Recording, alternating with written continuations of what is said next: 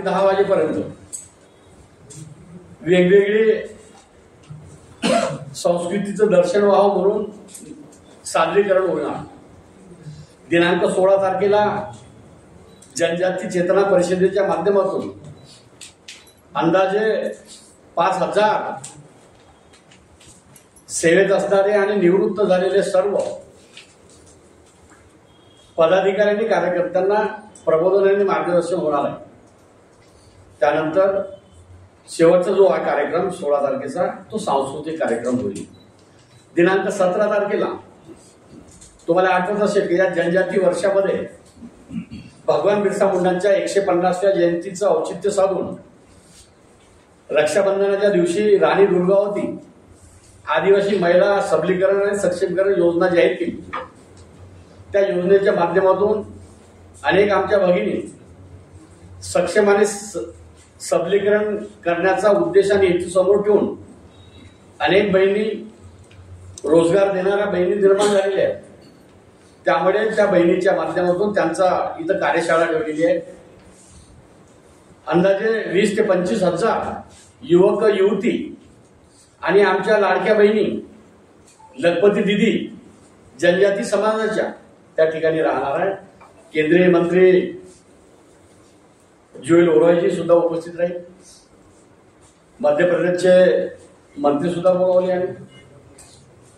जनजाती समाजाचे सर्व असलेले लोकप्रतिनिधींना बोलावून त्यांच्याशी संवाद आणि हेतू मार्गदर्शन व्हावं अशा प्रकारचा उद्देश आणि हेतू समोर ठेवून आपल्या नागपूरमध्ये जनजाती गौरव वर्ष साजरं करण्याचा आदिवासी विभागाला एक योग आला, चांगली संधी मिळाली।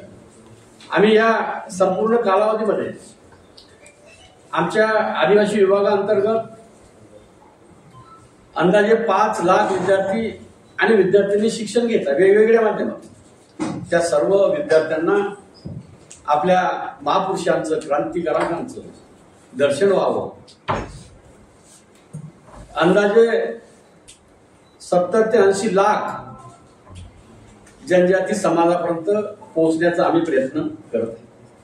सोबतच आम्ही धरती आबा ग्राम उत्कर्ष अभियान हे अतिशय चांगली योजना जनजाती समाजासाठी सुरू झालेली आहे। या योजनेच्या माध्यमातून महाराष्ट्रामध्ये 4975 गावं आहेत। त्या सर्व गावामध्ये एका गावामध्ये 25 योजना आणि 17 विभाग कार्यरत राहणार आहेत। त्यासाठी आम्ही सर्व गावामध्ये धरती आबा ग्राम उत्कर्ष अभियानाचे जे 4975 गाव आहेत त्या ठिकाणी हा जो इतिहास आहे भगवान बिरसा मुंडांचं स्मरण झालं पाहिजे, अभिवादन झालं पाहिजे, जनजागृती झाली पाहिजे, लोक चळवळ निर्माण झाली पाहिजे अशा प्रकारचा संकल्प ठेवून या आदिवासी विभागाच्या माध्यमातून जनजाती समाजापर्यंत पोहोचण्याचा आम्ही प्रयत्न केलेला आहे।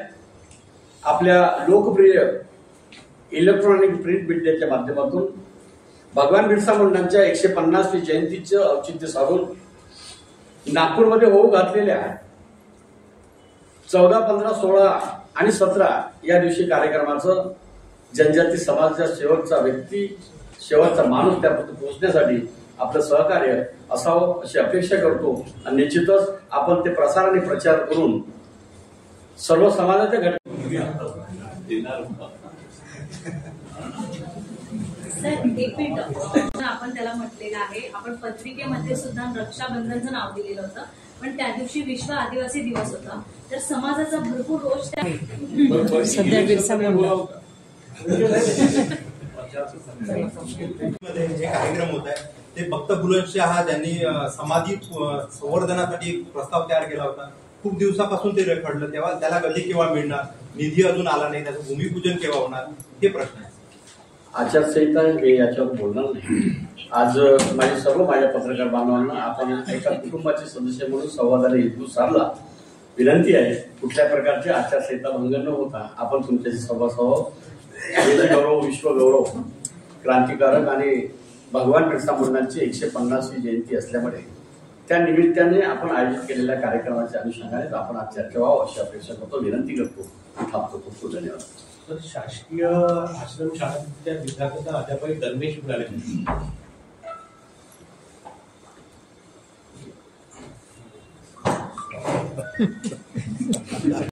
दुसऱ्या माजी महापौर आमच्या भगिनी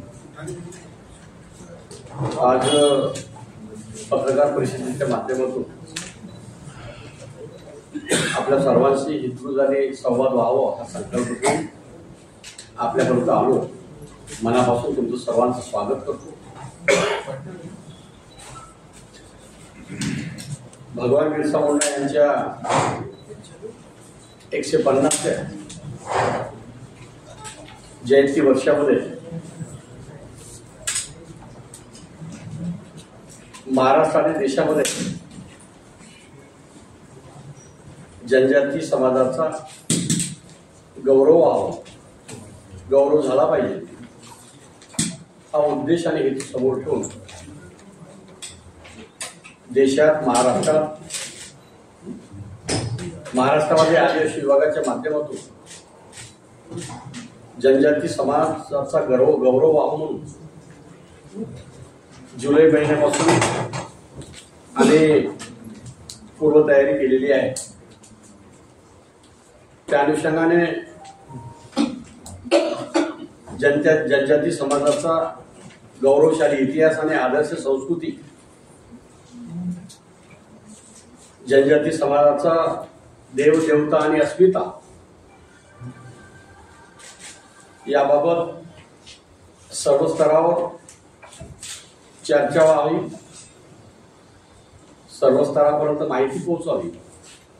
भगवान बिरसा मुंडांनी केलेलं कार्य आणि महाराष्ट्रामध्ये जनजाती समाजासाठी ज्या महापुरुषांनी केलेलं कार्य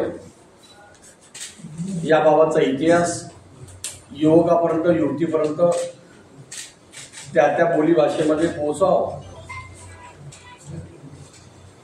कारण जनजाती समाजाचा अतिशय चांगला असलेला जो इतिहास आहे, गौरवशाली इतिहास आहे, तो संपुष्टात येता कामा नये. त्यामुळे यावर्षी आदिवासी विभागाच्या माध्यमातून दिनांक 14 तारखेला आम्ही जुलै महिन्यापासून भगवान बिरसा मुंडा कला संगम ची स्थापना केली. त्या कला संगमाच्या माध्यमातून महाराष्ट्रामधला असलेला जो जनजाती समाजाचा युवक असो, युवती असो, समाज असो, त्यांच्यामध्ये असलेला सुप्त गुण, नृत्य असो, गायन असो, याबाबतची आम्ही ऑनलाईन रजिस्ट्रेशन केलं. 40,000च्या दरम्यान युवक युवतींनी रजिस्ट्रेशन करून वैयक्तिक आणि सामूहिक नृत्यासह इव्हन तेवढंच नाही तर ग्रामीण भागामध्ये पालघर जिल्ह्याच्या युवकांनी युट्यूबमध्ये एक रील्स बनवली, लाखो लाईक्स मिळालेले आहे. अशा प्रकारचा असलेला त्या युवकांचा, युवतीचा सन्मान त्यांना स्वतंत्र व्यासपीठ निर्माण करून दिले. सोबतच आपल्या महाराष्ट्राचा, आपल्या नागपूरकरता, या परिसरामध्ये असलेल्या सर्व बांधवाकरता अतिशय महत्वाची बाब म्हणजे राज्यस्तरीय जनजाती गौरव दिवस आपण नागपूरमध्ये साजरा करत आहोत. दिनांक 15 तारखेला सकाळी एक युवकांची आणि सर्व समाज घटकाची आम्ही मिरवणूक काढणार आहे आणि त्या मिरवणुकीच्या माध्यमातून जनजाती समाजाच्या बाबत असलेली पूर्ण माहिती, होल्डिंग्स आम्ही जाऊन मिरवणुकीच्या माध्यमातून भगवान बिरसा मुंडांच्या स्मृतीस अभिवादन करणार आहे.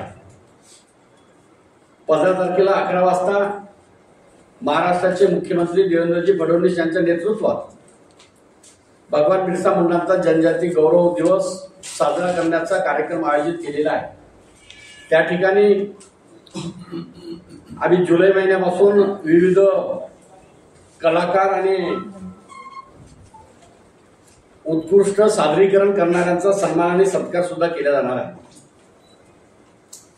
त्यानंतर भगवान बिरसा मुंडांनी केलेलं कार्य, केलेली क्रांती याबाबत नाटिका तयार केलेली आहे. त्या नाटिकेचं नाव आहे उलगुलान. भगवान बिरसा मुंडांनी केलेली क्रांतीचा इतिहास जो आहे उलगुलानच्या माध्यमातून आपण 3 ते 6च्या दरम्यान नाटिका सादरीकरण करणार आहे.